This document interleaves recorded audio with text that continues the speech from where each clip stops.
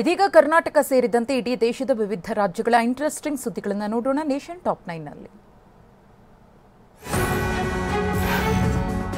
ದೆಹಲಿಯಿಂದ ಅಯೋಧ್ಯೆಗೆ ಮೊದಲ ವಿಮಾನ ಬಂದಿಳಿದಿದೆ. ನಿನ್ನೆ ವಿಮಾನ ಟೇಕ್ ಆಫ್ ಆಗ್ತಿದ್ದಂತೆ ಇಂಡಿಗೋ ಪೈಲಟ್ ಅಶುತೋಷ್ ಶೇಖರ್ ಜೈ ಶ್ರೀರಾಮ್ ಘೋಷಣೆಯನ್ನ ಮೊಳಗಿಸಿದ್ರು.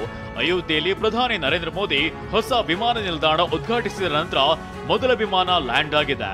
ಇತ್ತ ವಿಮಾನದಲ್ಲಿದ್ದ ಪ್ರಯಾಣಿಕರು ಹನುಮಾನ್ ಚಾಲಿಸ ಪಠಿಸಿದ್ದು ವಿಶೇಷವಾಗಿತ್ತು. ಲಕ್ನೋದಿಂದ ಅಸ್ಸಾಂಗೆ ಟ್ರಕ್ನಲ್ಲಿ ಸಾಗಿಸುತ್ತಿದ್ದ ಹಳೆಯ ವಿಮಾನ ಸೇತುವೆ ಕೆಳಗೆ ಸಿಲುಕಿಕೊಂಡಿತ್ತು.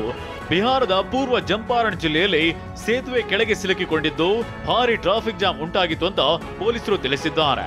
ಸ್ಕ್ರಾಪ್ ಮಾಡಿದ ವಿಮಾನವನ್ನ ಲಕ್ನೋದಿಂದ ಅಸ್ಸಾಂಗೆ ಟ್ರಕ್ನಲ್ಲಿ ಸಾಗಿಸಲಾಗ್ತಿತ್ತು. ಈ ವೇಳೆ ಮೋತಿಹಾರಿಯ ಪಿಪರಕೋಟೆ ಸೇತುವೆಯ ಕೆಳಗೆ ಟ್ರಕ್ ಸಿಲುಕಿಕೊಂಡು ವಾಹನ ಸವಾರರು ಪರದಾಡಿದ್ರು. ದೆಹಲಿಯಲ್ಲಿ ಮೈಕೊರೆಯುವ ಚಳಿಗೆ ಜನರು ಗಡಗಡ ಅಂತಿದ್ದಾರೆ.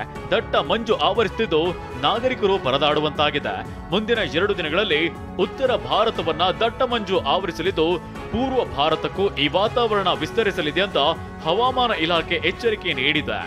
ಇನ್ನು ಪಂಜಾಬ್, ಹರಿಯಾಣ, ಉತ್ತರ ಪ್ರದೇಶ, ಮಧ್ಯಪ್ರದೇಶ ಮತ್ತು ಉತ್ತರ ರಾಜಸ್ಥಾನದ ಕೆಲ ಭಾಗಗಳಲ್ಲಿ ಚಳಿ ಮತ್ತಷ್ಟು ಹೆಚ್ಚಾಗಿ ಇರಲಿದೆ ಅಂತ ಹೇಳಲಾಗಿದೆ. ಭಾರತೀಯ ಬಾಹ್ಯಾಕಾಶ ಸಂಸ್ಥೆ ಇಸ್ರೋ ಮತ್ತೊಂದು ಗುಡ್ ನ್ಯೂಸ್ ನೀಡಿದೆ. ಮುಂದಿನ 5 ವರ್ಷಗಳಲ್ಲಿ ಭಾರತ 50 ಉಪಗ್ರಹಗಳನ್ನ ಉಡಾವಣೆ ಮಾಡಲಿದೆ.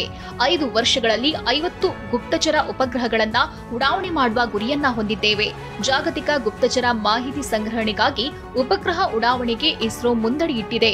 ಸೈನಿಕರ ಚಲನವಲನವನ್ನ ಪತ್ತೆ ಹಚ್ಚಲು ಮತ್ತು ಸಾವಿರಾರು ಕಿಲೋಮೀಟರ್ ಪ್ರದೇಶಗಳ ಮೇಲೆಯೂ ನಿಗಾ ಇಡುವ ಸಾಮರ್ಥ್ಯವನ್ನ ಉಪಗ್ರಹಗಳು ಒಳಗೊಂಡಿರುತ್ತೆ ಎಂದು ಇಸ್ರೋ ಅಧ್ಯಕ್ಷ ಸೋಮನಾಥ್ ಹೇಳಿದ್ದಾರೆ.